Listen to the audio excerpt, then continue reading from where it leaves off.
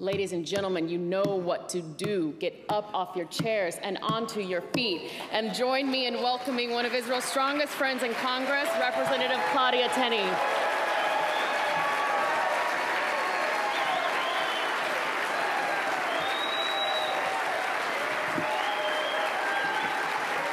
Thank you so much.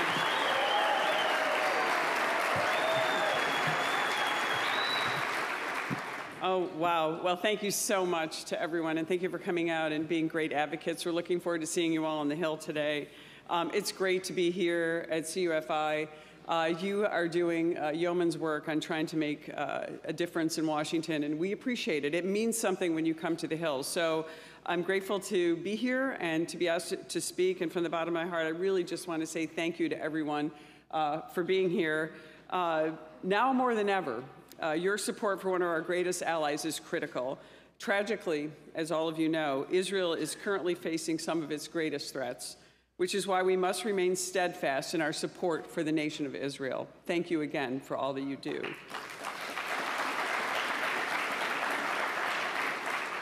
I want to speak to you this morning about what I consider the three of the greatest threats facing Israel. As you just heard Sandy talk about, the boycott, divestment, and sanctions so-called BDS movement, rising anti-Semitism and anti-Israel sentiments from the left wing, and as unfortunately as Sandy referenced, the right wing in some cases, and politicians, an Iran nuclear program, and support for terrorism. Those are the big issues that we're facing today and continue to come up, so your advocacy is really important. As I'm sure you all know, the BDS movement is an anti-Semitic campaign that seeks to destroy Israel's economy. I often hear from talking heads on the left that the BDS movement is not anti-Semitic. And I have just one thing to say for that. Why are you not targeting China for their oppression of the Uyghur Muslims?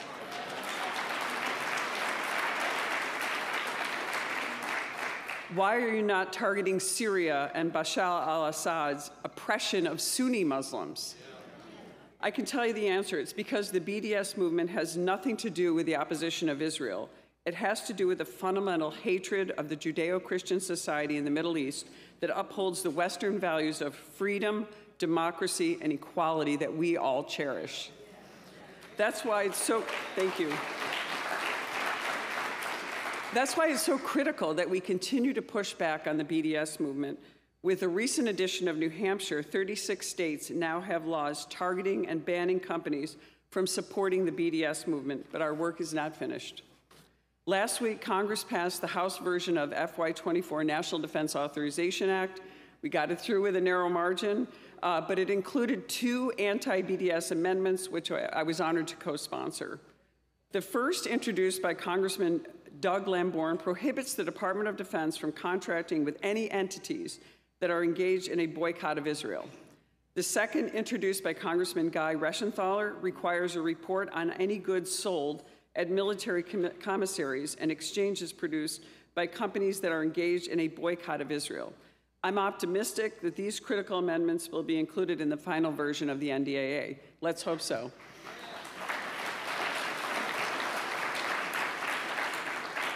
I'm also excited to introduce that I will soon be reintroducing my Anti-BDS Labeling Act, a bill which would codify a Trump-era rule that requires goods made in Israel-controlled areas of Judea and Samaria. Yes, I'm calling them Judea and Samaria. From being marked anything but made in Israel. We want to make sure they are marked made in Israel.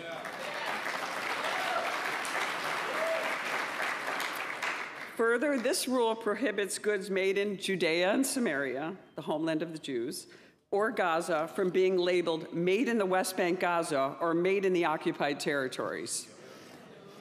Finally, I recently introduced the Countering Israel Hate by Federal Contractors Act, which you'll be talking about today on the Hill, to prohibit the federal government from contracting with entities that are engaged in a plan to engage in a BDS campaign. How we spend tax dollars speaks volumes and to our values, and Congress must make it clear that the BDS movement does not align with our moral values and our Judeo-Christian values or with our American values.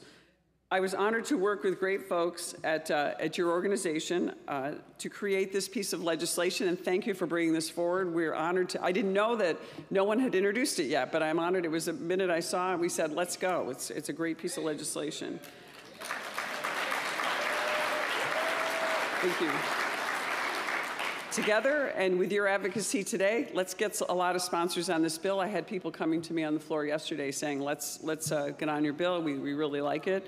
Let's end federal contracting with supporters of the BDS movement once and for all with our tax dollars. Thank you. Next, I'd like to talk about the concerning rise in anti-Semitism and anti-Israel sentiments on the far left. Again, I hate to mention it, but sometimes on the far right. First and foremost, I want to be clear, anti-Semitism and anti-Israel sentiments exist on both the left and the right, as I just said. Further, we have an obligation to call out these beliefs regardless of where they're coming from. So it doesn't matter where they're coming from. We've got to stop this from happening. It's creeping back into our society. I've been around a while. I remember when I was young, I never heard any of this. I see it now, even in rural parts of upstate New York, so we've got to stop that. Over the last few years in Congress, I've seen a large, growing amount of ideology on this sort of left wing, and I guess, hate to say right wing in some cases. I'd like to remind everybody in the September of 2021, amid escalating rocket attacks from Hamas, Congress voted to authorize $1 billion in supplemental funding for the Iron Dome. Thank God. These funds kept Israelis of all faiths safe from incoming terrorist attacks, and yet 10 Democrats did not vote to support this funding. And I'm going to say their names. Representatives Cori Bush, Andre Carson, Chuy Garcia, Raul Gravalia, Marie Newman, Ilhan Omar, no surprise there, Rashida Tlaib, no surprise there, Ayanna Pressley, Hank Johnson, and of course, Alexandria Ocasio-Cortez. Do not support the self-defense of the people of Israel. They said that loud and clear. And make no mistake, this was not a nuanced vote to criticize the Israeli government.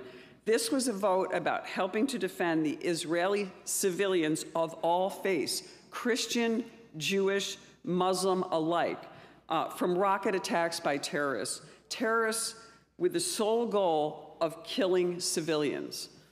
With these 10 extremists, while these 10 extremists may not have been able to find it within themselves to support defending civilians of all religions, Congress overwhelmingly voted to provide the supplemental aid. I was honored to vote for this funding, and please know that I will always stand for Israel's right to defend itself.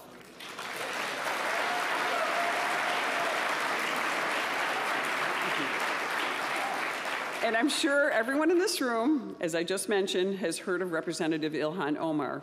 During the 117th Congress, Representative Omar repeatedly spewed anti-Semitic and anti-Israel talking points. She claimed when it comes to support for Israel, it's all about the Benjamins, baby. We can't forget that. She claimed that those who support Israel are pushing for allegiance to a foreign country. She calls Israel an apartheid state.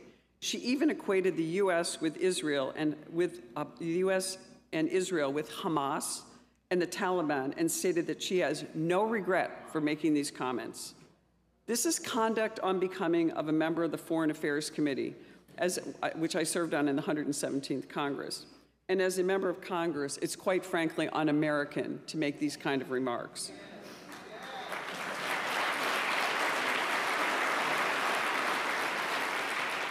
And that is why the House of Representatives stripped Representative Omar of her seat on the Foreign Affairs Committee.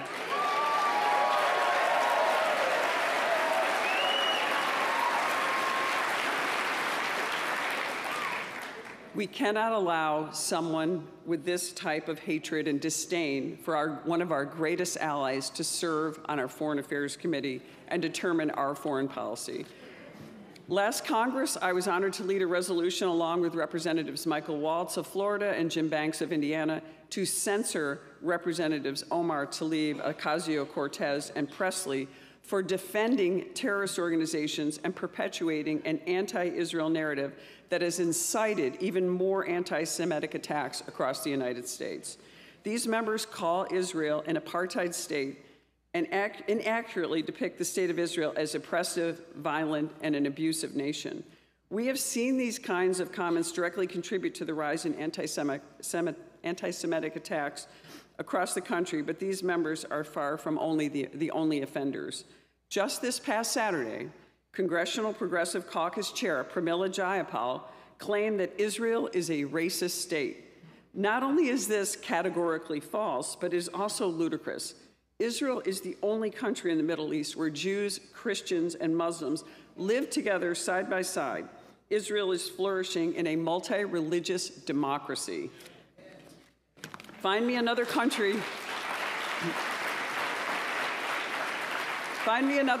in the Middle East where Jews and Muslims serve together in the country's legislature. I was glad to see swift condemnation of Representative Jayapal's comments by the House Democratic leadership. However, Congressman Jayapal did not truly apologize. Instead, she doubled down, claiming that the Netanyahu government and its policies are racist. Apparently nowadays, any conservative government that supports fundamental Judeo-Christian values is fundamentally racist. That's what you expect from the left. Sadly, this shift on the left to greater animosity towards Israel extends all the way to the White House.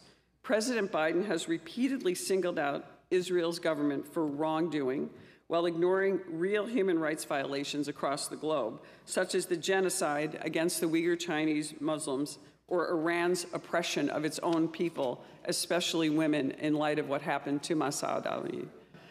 This year, the United States and Israel are celebrating 75 years of our strong bilateral relationship. However, instead of inviting the Prime Minister, President Netanyahu, to an official state visit to celebrate this occasion, President Biden chose to invite Israel's President Isaac Herzog, Israel's head of state who lacks executive power. The last time a president invited a head of state with no executive power to an official state dinner was over 15 years ago when President George W. Bush invited Queen Elizabeth and Prince Philip. Almost invariably, in this modern era, state visits and dinners are held with heads of government, not the head of state. It is disappointing that President Biden turned his back to precedent purely because of his disdain for conservative Netanyahu government. And still, despite this decision, some of my Democratic colleagues have announced they're protesting the speech and will not be attending tomorrow. However, I will proudly be attending, and I'm excited to be celebrating 75 years of strong bilateral relations with one of our greatest allies.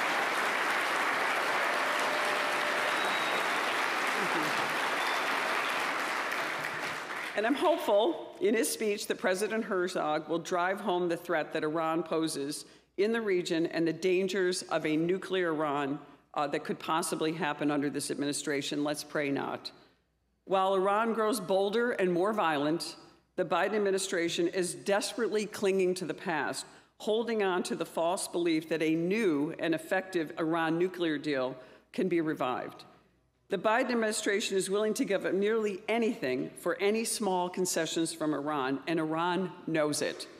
The notion that the Biden administration can negotiate a new deal, especially when Iran did not even comply with the original deal, is ludicrous and very dangerous to not only our nation and Israel, but the world.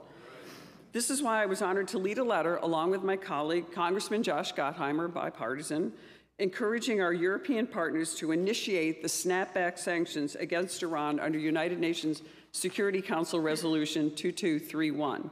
UNSC Resolution 2231 provides a framework for lifting UN sanctions from Iran subject to compliance with the former Iran deal, the JCPOA. This resolution also includes a provision for the reimposition of pre-JCPOA, pre-Iran deal sanctions on Iran, known as snapback sanctions, if significant noncompliance with the JCPOA is identified by any party in the state, which we're seeing is potentially happening with Iran. Reimposing snapback sanctions would impose further restrictions on funding that Iran utilizes for its nuclear program to support terrorism and for oppression of its own people and for its state sponsor of terrorism around the Middle East and the world. Further, if snapback sanctions are not activated by October 2023, this year, this is coming up this year, the UN's prohibition of Iran's transfers of long-range drones and ballistic missile systems will expire. along with asset freezes that are in place and visa bans on numerous Iranian entities and individuals involved in the country's nuclear and ballistic missile programs. I was thrilled that 33 other members joined Congressman Gottheimer and I in this mission. Thus far, this is the only congressional letter in Congress for immediate snapback sanctions. Let's hope we can get this through and get through to the administration. And I just wanted to clarify that other members have instead called to wait until Iran reaches 90% uranium enrichment to initiate snapback sanctions. This dangerous idea not only legitimizes Iran's nuclear program, but it also means that we should not implement sanctions until after Iran has reached weapons-grade uranium. What a terrible idea this would be. I would encourage you to ask your members of Congress tomorrow where they stand on snapback sanctions. They should be joining Congressman Gottheimer and I on our letter to go back to 2231 UN resolution and make sure that's what we put in place to deter Iran. This is no time for halfway measures, and it is no time to give Iran the opportunity to have weapons-grade uranium.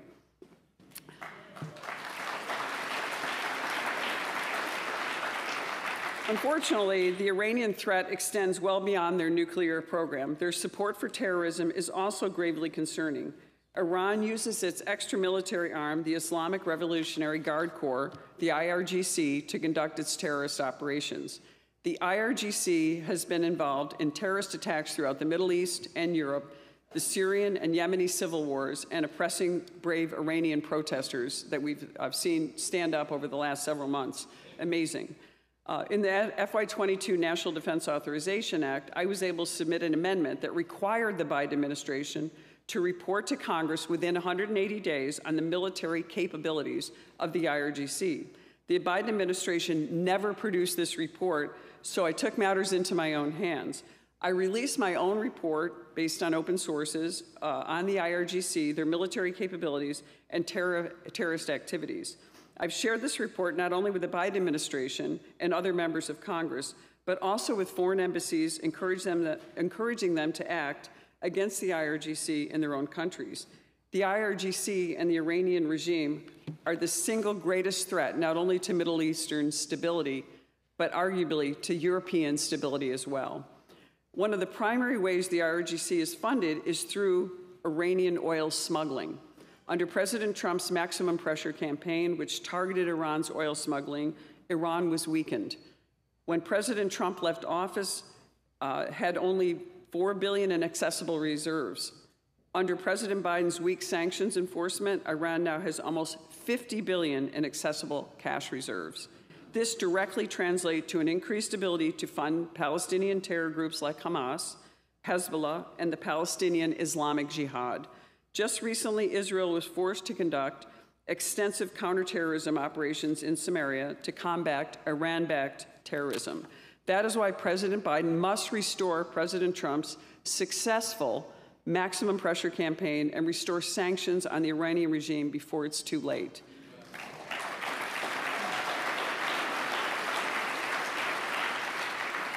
I also submitted 4 Iran-related NDAA, National Defense Authorization Act, amendments to require the Biden administration to be more transparent in their Iran policymaking.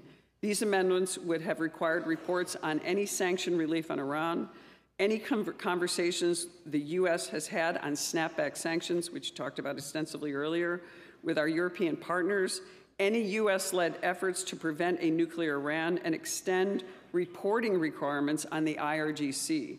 While these amendments were ultimately not included, this is merely the beginning in our fight to improve the administration's transparency, which they have not been to this date. While it may seem hard at times to be optimistic about Israel's future, I promise you there are many reasons to be. The Abraham Accords were the most significant developments since the Oslo Accords and have brought forth unprecedented peace between Israel and its neighbors. Israel now has diplomatic relations with Bahrain, the UAE, Morocco, and Sudan. Saudi Arabia has also signaled an openness to establishing relationships with Israel. Israel's economy continues to boom and its democracy continues to thrive.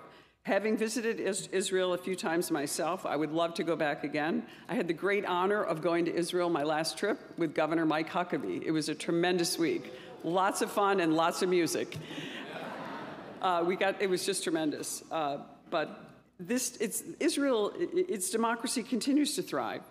We have, I can tell you over the last 75 years, Israel has transformed from an agrarian city in the desert to a booming tech, science, and research hub surrounded by greenery.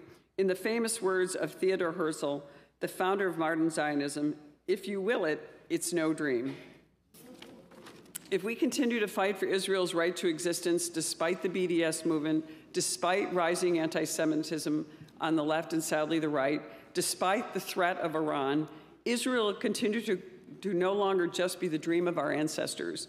It will continue to be the thriving beacon of freedom, democracy, and equality in the Middle East.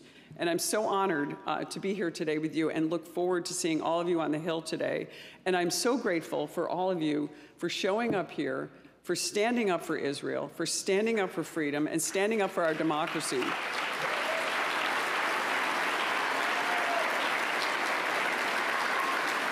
Thank you. This is how we get this movement going. This is how we get people activated, getting to the Hill. Again, I said this in the beginning, it means something to show up. It means something to fight for our principles. I feel like our country is on the brink, and there's nothing greater than grassroots movements, people who are willing to talk to their members of Congress, willing to go out in their communities and stand up for our rights, stand up for Israel, stand up for our great partner in the Middle East. I see hope on the horizon, but it's going to be up to all of you in this room to really make this happen. And I just want to say, God bless you for what you do. This is yeoman's work. This is God's work. And I'm so grateful to all of you for doing this. I'm excited about seeing you on the Hill, and I'm going to give you a mission. See if we can get me 50 co-sponsors on our BDS bill. Thanks so much.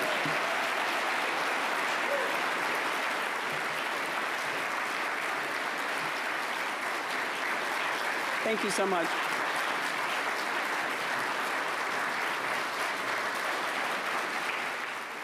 Thank you.